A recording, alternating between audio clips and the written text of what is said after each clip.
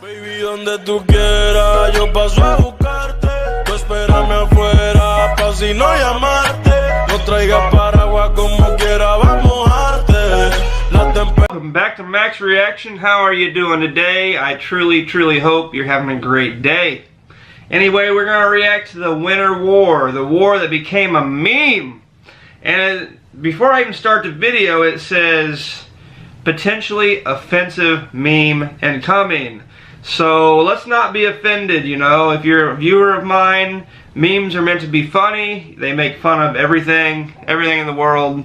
So you can't take every meme serious. I have not checked the video out, but a subscriber of mine requested it, and I like reacting to requested videos of my subscribers, so that's why we're going to do it. I don't know what to expect. I have no idea, but I have a feeling if it's a meme, we're going to laugh. We may laugh at stuff that upsets people, so if you get upset, I apologize, but it is what it is. So, excuse me, let's go ahead and get into it.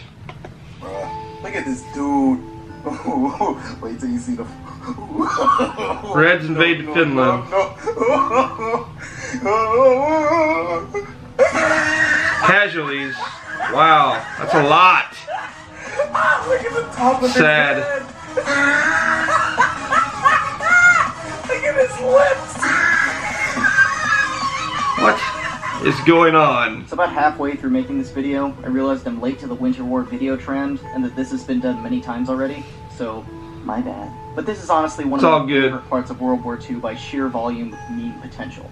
The utter ridiculousness of this David and Goliath scenario makes it, in my opinion, one of the greatest stories of military history. So this whole thing really begins in 1939. Right. Although Finland had declared neutrality in what they saw as an upcoming war between the major powers, the Russians requested territory as a buffer zone. They wanted to secure more territory between Leningrad and the border, and wanted access to more ports to base their navy ships out of. Right.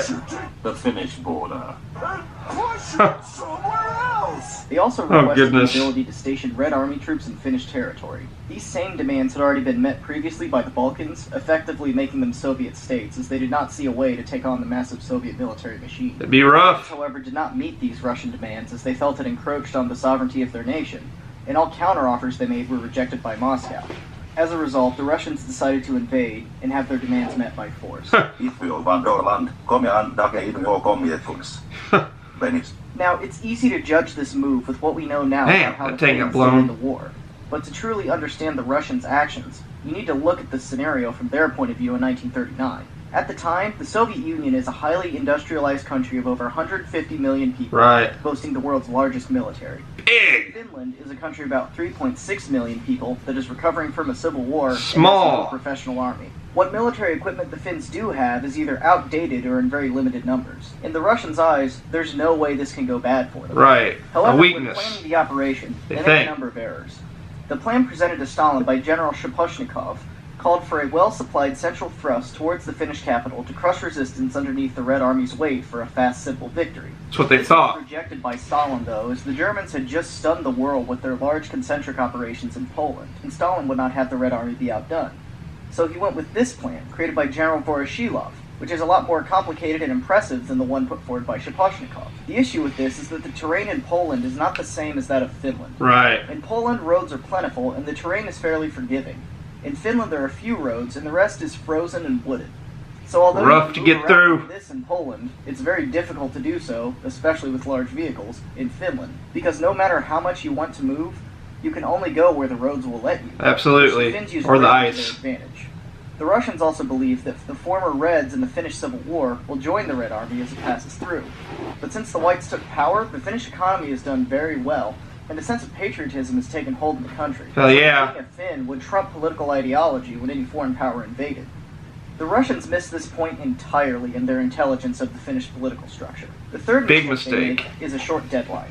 Stalin hopes for the whole thing to be won in about 2 weeks, and ordered his commanders to plan for this. That's short. This, however, indirectly takes away most of the advantage the Soviet Union has in being an industrial power, as if the war goes on for longer than 2 weeks, and spoiler alert, it does, the Soviets have to halt, bring up more supplies, and replan their attack. The Finns only have about 20 to 25 days worth of ammunition by their estimates at the outbreak of the war. Whew, but with the it's not Soviets much. limiting their supplies so much, planning for just that 2-week window, the Finns begin the war, in effect, having more ammunition than the Soviets do. On November 30th, 1939, Soviet forces invade with 21 divisions, totaling 450,000 men. Damn. Much to their shock, though, the attack bogs down very quickly as the Finns begin to put up a stiff resistance with thousands of trained reservists. They're ready, baby. And this is where we get to the more commonly known parts of the Winter War. The Finns, after getting over initial fears, begin to play heavily to their strengths and to the Russians' reliance on the roads. The Finns relied on what they called monty, or encirclement tactics.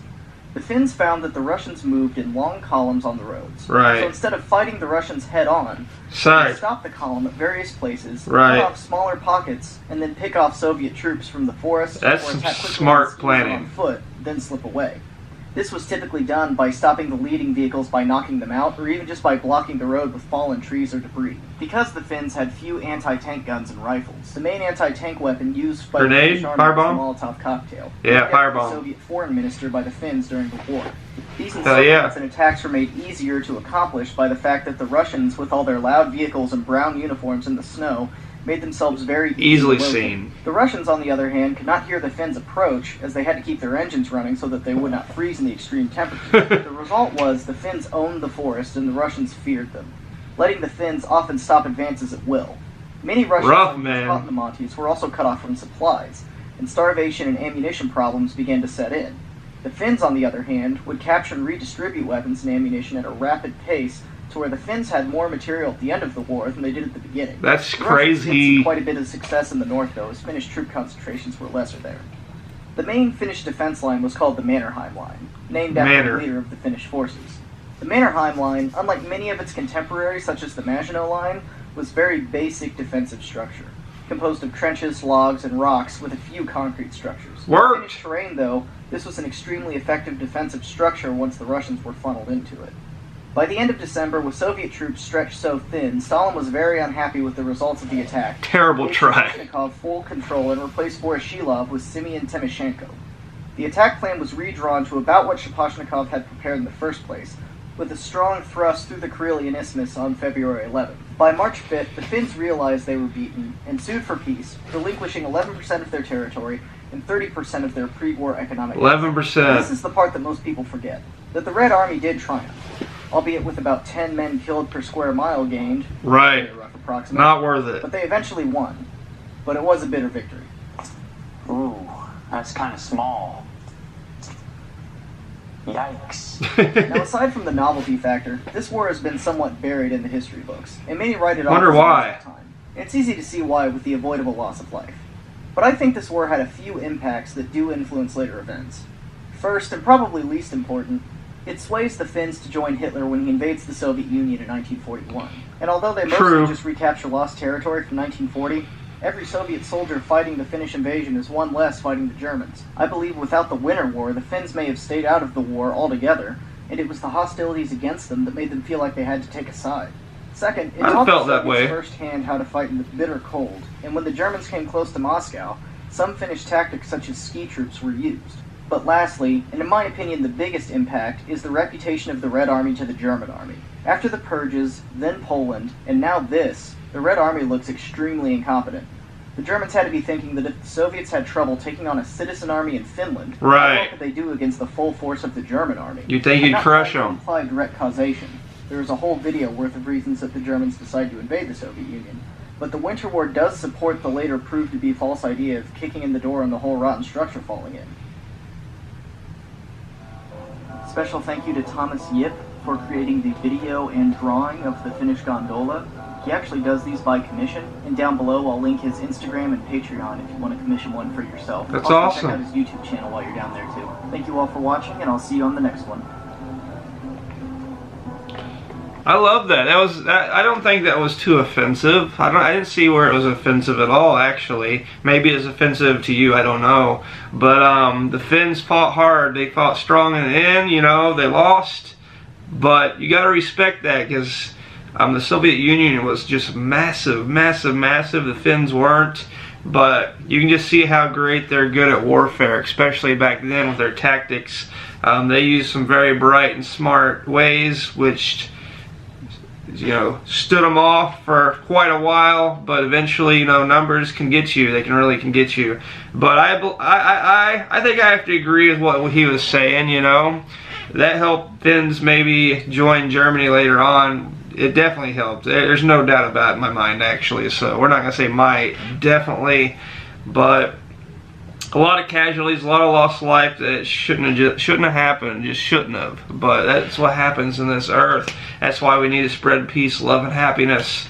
And even if it's just individuals doing it, I think it helps. I know it helps. So those are my thoughts, feelings. What's your thoughts? What's your feelings? What's your reactions? I don't know unless you tell me. So comment down below. Let me know. Also, let me know what I should be reacting to. Comment that down as well. Don't forget to double punch that subscribe button, smash it, the like button, and share button. Hopefully you love the reaction, and hopefully I'll see you next time. Peace. Baby, donde tú quieras, yo paso a buscarte. Tú espérame afuera, pa' si no llamarte. No traigas para